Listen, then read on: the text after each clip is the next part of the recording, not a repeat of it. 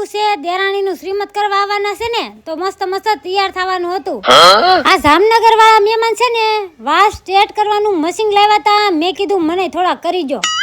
પછી હું સોડી લીધો સાંડલો ને પૂરી લીધો હેથો, થઈ ગયા મસ્ત મસ્ત ના રેડી હું અને મારા વાળ.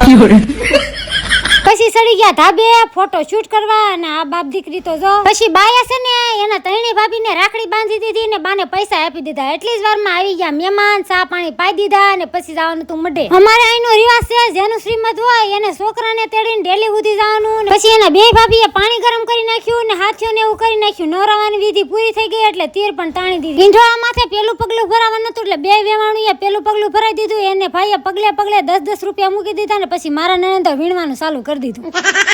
મઠ અંદર પૂગી ગયા એટલે મારા દેરાણીને લાશ કડવી લીધી, હાથીઓ કરીને પછી ત્યાં ઊભા રાખ્યા. મારા નણંદને ખોળે નાળી દીધું ને ગળે મળી લીધું. પછી આવી ગયો બુહટિયાનો વાળો, ગાલ લાલ કરી નાખ્યા. એને કીધું હાલ્યો તમારો છોકરો ને લાવું મારું નાળિયેર. આનો ફૂલ વિડીયો વસંત બ્લોકમાં આવી ગયો છે.